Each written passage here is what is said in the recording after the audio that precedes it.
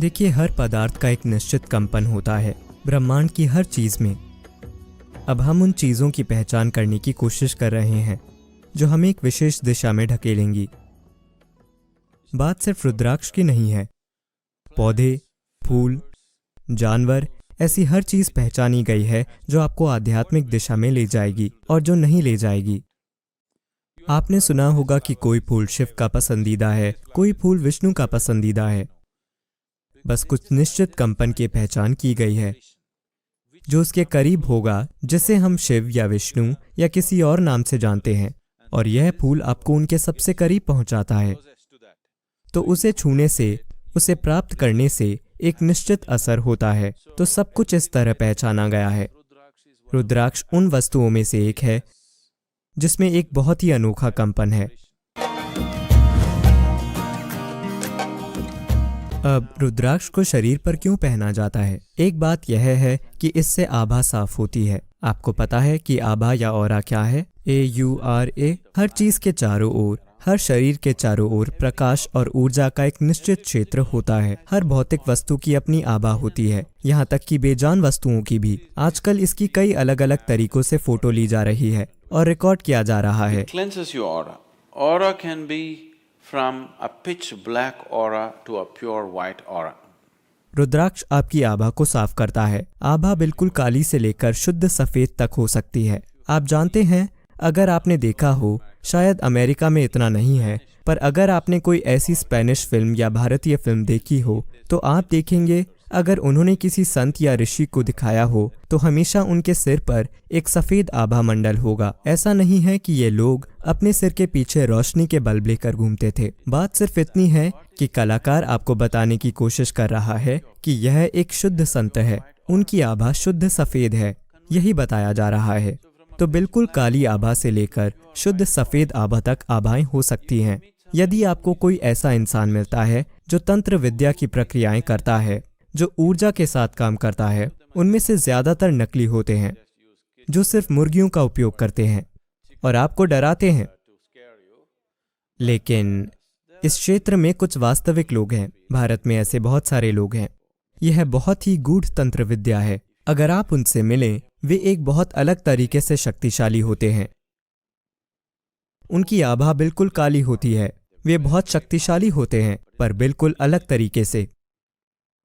तो एक बिल्कुल काली आभा से एक शुद्ध सफेद आभा तक, और उनके बीच लाखों अलग अलग रंग, इससे आपकी आभा शुद्ध हो सकती है। इसका मतलब ये नहीं है कि यदि आप रुद्राक्ष पहनते हैं तो कल सुबह तक आपके सिर के पीछे एक आभा मंडल होगा। ऐसा नहीं होगा। लेकिन आप खुद को शुद्ध करने की इच्छा रखते हैं। जब आपकी इच्छा होती है कि आप खुद को शुद्ध करें, तो आप हर उस छोटी से छोटी मदद का उपयोग करना चाहते हैं जो मिल। यह भारतीय साधुओं द्वारा पहना जाता है। उसका एक कारण यह है कि वे लगातार यात्रा करते हैं। जो अलग अलग जगहों पर लगातार खा रहा है और सो रहा है, उसका शरीर एक निश्चित स्तर की उथल पुथल से गुजरता है। इस अर्थ में, आप में से कई लोगों ने ध्यान दिया होगा कि आप एक नई जगह पर गए तो भले ही आप बहुत थक गए हों, पर उस जगह पर आपका शरीर सो नहीं पाएगा। क्या आपने कभी इस पर ध्यान दिया है?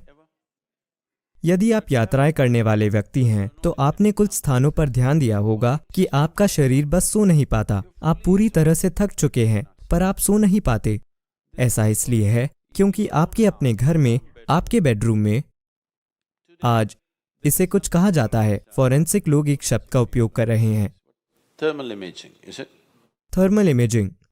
देखिए, अगर आप 24 घंटे बाद यहाँ बैठते हैं तो कोई मशीन लेकर आएगा और पता लगाएगा कि गायत्री कहाँ बैठी थी।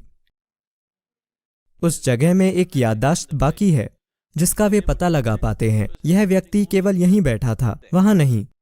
ठीक है, अगर आप अपने कुत्ते को लाते हैं तो वो जान जाता है कि वो यहाँ बैठी थी, है ना? तो वहां कुछ बचा है कि नहीं? स्पष्ट रूप से वहां कुछ छूट गया है। यही कारण है कि एक कुत्ता या एक मशीन या कोई और चीज उसका पता लगा लेती है। तो आप रोज एक ही बिस्तर पर सो रहे हैं, वहां आपकी ऊर्जा का कुछ पहलू बचा है, वहां आप बहुत सहज हैं। अगर आप किसी दूसरे स्थान पर जाते हैं जहां ऊर्जा बहुत अलग है, तो आप आराम से नहीं बैठ पाते।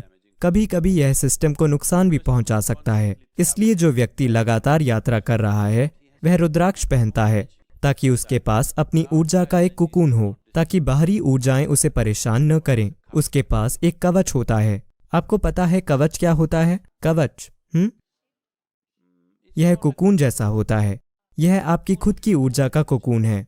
आप जहां भी जाते हैं, आपका निजी बेडरूम आपके साथ जाता है।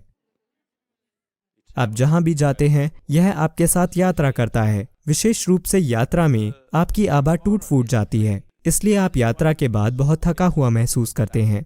वास्तव में आप बैठते हैं और कुछ नहीं करते हैं। कोई गाड़ी चला रहा है, आप बस बैठे हैं। 10 घंटे के बाद आप पाते हैं कि आप बहुत थक गए हैं। आपने कुछ नहीं किया क्योंकि आपकी ऊर्जा चरमरा जाती है। आपका शरीर उससे तेज गति से गया है जितनी गति के लिए इसे डिजाइन किया गया है। तो पहली चीज जिसमें टूट फूट होती है वह है आपकी आभा। यदि आप तेज तेज तेज जाएं, मान लें कि आप प्रति घंटे 600 मील की रफ्तार से जाते हैं विंडशील्ड के बिना एक खुली जगह में, तो आप देखेंगे कि आपकी त्वचा छिल जाएगी। उसके बाद आपका मांस उड़ जाएगा। उसके बाद आपकी हड्डियां उड़ जाएंगी, है कि नहीं? पहली चीज जिसमें टूट फूट होना शुरू होती है वह है आपकी आभा। तो गति के साथ तेज गति के साथ आभा टूट फूट जाती है। इसलिए यदि आप रुद्राक्ष पहनते हैं तो यह आपको एक निश्चित कुकून प्रदान करता है। यह आपकी आभा को एक निश्चित स्थिरता प्रदान करता है जिससे गति को अच्छी तरह से संभाला जा सकता है।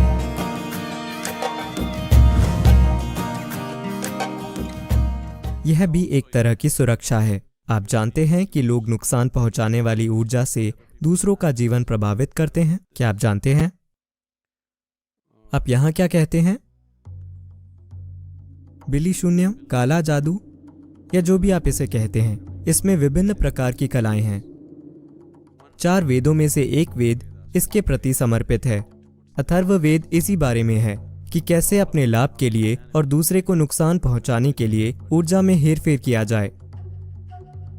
यदि आप रुद्राक्ष पहनते हैं तो यह आपको उस तरह की नुकसानदायक स्थितियों से भी बचाता है। कई बार ये चीजें लोगों के साथ तब भी हो सकती है जब वे उनका निशाना न हो। मान लीजिए कोई मुझ पर कुछ काला जादू कर रहा है, लेकिन मैं उसके प्रति ग्रहणशील नहीं हूँ। आप यहाँ बैठे हैं, यह आप पर असर कर सकता है। यह जरूरी नहीं है कि यह आप पर किया गया हो। यदि आप उस समय आसानी से प्रभावित होने की स्थिति में हैं, तो आप पर असर होगा। तो कई बार लोग खराब समय और वैसी चीजों से गुजरते हैं, उसे इससे मत जोड़ें। मैं आपके मन में डर पैदा नहीं करना चाहता, पर कई बार हमने देखा है कि लोगों पर कुछ चीजों का असर होता है। वे नहीं जानते कि क्या हो रहा है। वे सभी प्रकार की चीजों को दोष देते हैं। यह नहीं जानते कि उनके साथ वाकई क्या हो रहा है। एक साधारण माला पहनने से ऐसे व्यक्ति को एक निश्चित स्तर की सुरक्षा मिलती है।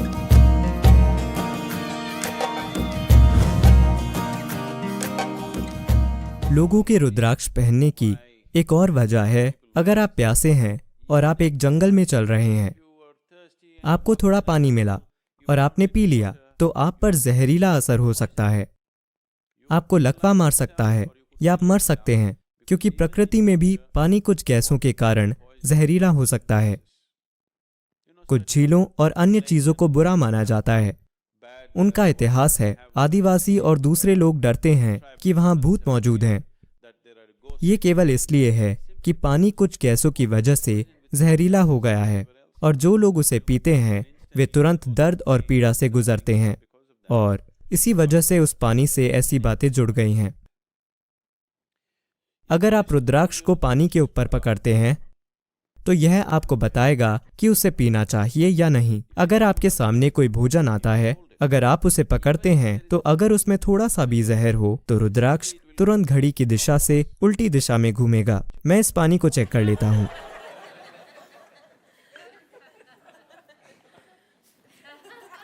कुछ पता नहीं चलता।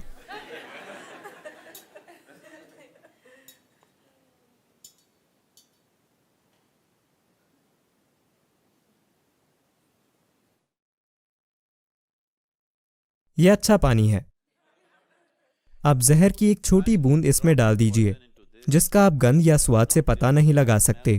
उस तरह का जहर। आप इसे पकड़ कर देखिए, यह तुरंत घड़ी की दिशा से उल्टी दिशा में घूमेगा।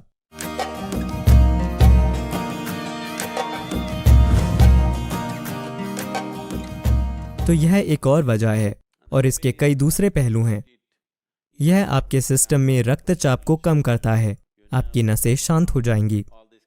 आज भारत के डॉक्टर उच्च रक्तचाप, हृदय संबंधी बीमारियों के लिए रुद्राक्ष पहनने को कह रहे हैं। डॉक्टर वाकई रुद्राक्ष पहनने के लिए कह रहे हैं। बस इसे पहन लीजिए, आपका रक्तचाप कम हो जाएगा, क्योंकि इसमें एक निश्चित कंपन होता है जो पूरे सिस्टम को शांत करता है।